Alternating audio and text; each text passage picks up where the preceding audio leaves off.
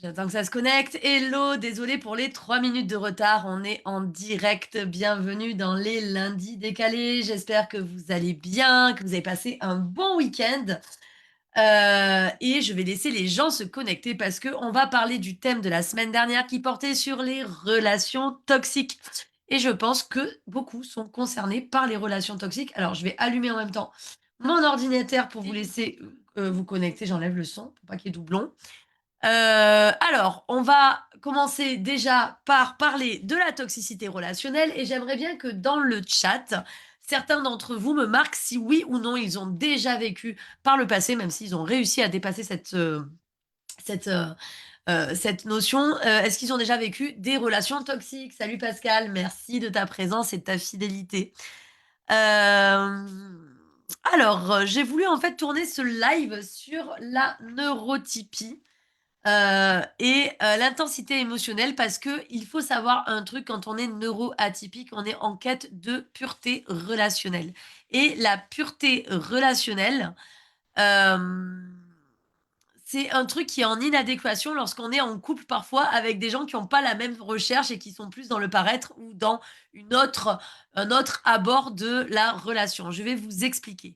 En gros, si tu es neuroatypique, tu as déjà sûrement vécu par le passé une relation où tu t'es donné entièrement. Salut Karine, j'espère que tu vas bien. Je vous laisse répondre à cette question. Est-ce que toi, tu as déjà vécu par le passé une relation où tu t'es donné entièrement? Coucou Damien. Le problème des personnes neuroatypiques, en fait, c'est que on se donne entièrement, on se donne à cœur et corps perdu. Moi, j'aime bien dire les 2. Ce live, en fait, il vise à comprendre ce fonctionnement pour t'apprendre à te préserver parce que, à un moment donné, en fait, on se ruine la santé à se donner dans une relation où, si tu veux, c'est un petit peu à sens unique parce que la personne n'a pas avec qui on est en relation n'a pas du tout les mêmes enjeux que nous ou du moins la même vision de la pureté de la relation ou la vision de la vie et il y a une inadéquation qui fait qu'il y a d'un côté quelqu'un qui s'épuise et de l'autre côté quelqu'un qui donne l'impression de s'en foutre, alors que pas du tout. Il s'en fout pas, il vit sa relation ou elle vit sa relation à sa manière, mais ça crée de la friction au sein du couple, voire parfois des ruptures parce que il y a une inégalité sur le plan relationnel. Pourquoi moi je mets un point d'honneur pour les neuroatypiques et pourquoi les neuroatypiques sont plus exposés? Si tu veux, en tant que neuroatypique, qu'hypersensible, que HPI ou même dans le TDAH, tu vois, dans ces trucs qui sont vraiment drivés par l'émotionnel. Alors le HPI, c'est plus drivé par le cerveau, mais si tu veux, vu que ton cerveau va vite, pour peu que tu sois un grand sensible sur le plan émotionnel, bah, tes émotions vont également plus vite puisque les connexions se font plus rapidement. Et donc l'intensité émotionnelle fait que tu ne fais pas les choses à moitié. Rares sont les neuroatypiques qui font les choses à moitié. On est sur du grandiose, on est vraiment sur du tout ou rien. Et donc, il y a une sorte de loyauté profonde avec un besoin de lien authentique qui va rendre le cerveau neuroatypique plus vulnérable aux relations déséquilibrées. C'est-à-dire que le neuroatypique aime grand, il aime vrai, il aime entier, il aime brut de décoffrage donc il s'engage cœur, corps et esprit à 100 et donc c'est vécu de façon beaucoup plus violente lorsqu'en face le rendu n'est pas au rendez-vous. Est-ce que ça parle à quelqu'un, ce que je suis en train de dire? Yann, Anto, Caro, Nancy, est-ce que ça vous parle ce que je suis en train de dire? Le fait de se donner entièrement et donc d'avoir en gros un déséquilibre entre ce que tu donnes et ce que tu reçois. Attention, c'est pas parce que tu te donnes entièrement que la personne en face doit faire la même chose. La personne en face ne vit pas à la même intensité que toi, mais c'est pas pour autant qu'elle ne t'aime pas ou qu'elle t'aime moins.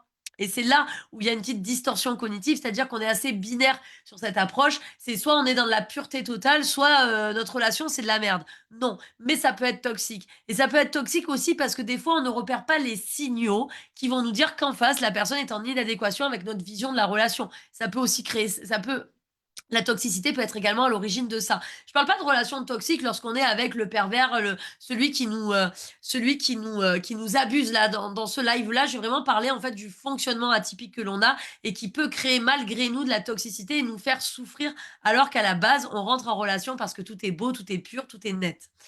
Heu piège du don total. En fait, se donner entièrement peut devenir un piège lorsque les limites disparaissent. C'est-à-dire que la preuve d'amour est biaisée. Le fait que moi, en tant que neuroatypique, je me donne entièrement, je veux un amour pur, je veux un amour vrai, je vais tout donner. C'est-à-dire que je vais biaiser les limites. Et si je biaise les limites, l'autre va avoir une vision biaisée des limites et l'autre peut devenir également, malgré lui, toxique vis-à-vis de nous. Donc, en fait, le besoin de lien peut créer de la toxicité et cette toxicité commence par l'effacement progressif de soi. Je donne tellement tout à l'autre que je m'oublie. Je fais passer l'autre au premier plan pour éviter de revivre une blessure d'abandon, une blessure de rejet. Et donc, je me rejette moi-même pour nourrir cette relation qui, du coup, de base, est construite sur un déséquilibre. C'est-à-dire que c'est nous, qui nous adaptons pour maintenir un lien. C'est-à-dire qu'on va pardonner trop vite, que l'on va créer le déséquilibre relationnel en acceptant l'inacceptable. Et c'est de ça que naît la relation toxique. Ça ne veut pas dire que tu es en tort quand tu es victime dans une relation toxique, mais par contre, quelque part. Alors, c'est dur quand on est sous emprise. C'est dur de le voir, c'est dur de ne pas être dans le déni, c'est dur également de s'aimer assez pour se dire: «OK, je quitte cette personne et j'en trouverai une autre plus tard», parce qu'il y a la dépendance affective et la peur de l'inconnu, la peur du vide, la peur de l'abandon, la peur de la solitude. C'est dur de se remettre en question. Mais par contre, ce qui est assez encourageant, c'est que toi seul as le pouvoir sur toi, personne d'autre l'a et tu es seul responsable de ta mise à jour. Il faut reprendre ta puissance pour pouvoir avancer dans cette relation. Parce que le problème, c'est que quelque part, quand on est neuroatypique, on est en quête de pureté relationnelle. Et cette relation, cette quête de relation vraie, de relation sans jeu de pouvoir, de relation non biaisée, c'est noble.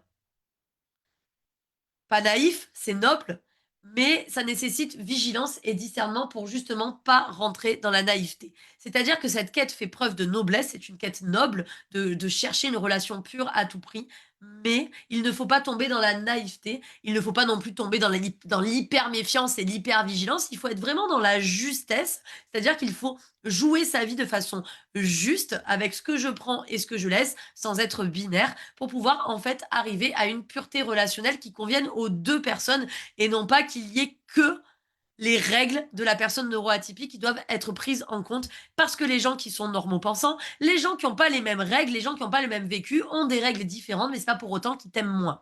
Donc comment se préserver sans se fermer, sans être justement dans ce côté binaire noir ou blanc, eh ben c'est bon, je trouverai jamais personne, je vais finir seule, vieille, dans ma maison avec des chats en les balançant sur tout le monde, je caricature un peu. Comment se préserver sans se fermer? En fait, c'est bien de redéfinir l'amour, de poser des limites claires dès le début et d'écouter les signaux faibles.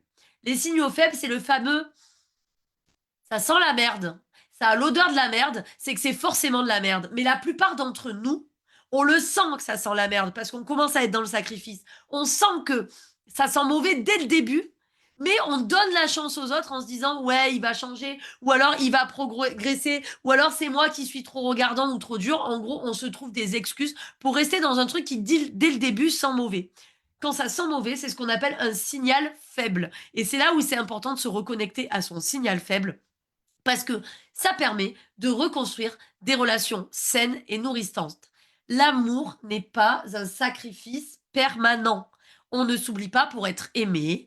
Une limite n'est pas une punition. Une limite, c'est de la protection dans le sens préserver sa paix intérieure. D'accord? Donc, limiter quelqu'un en amour, poser une limite, c'est pas le punir, c'est préserver sa paix intérieure et surtout, c'est s'honorer au quotidien. Donc, c'est bien de redéfinir ses limites. Avec plaisir, Anto, depuis Dra, ça a déjà changé, alors c'est parfait.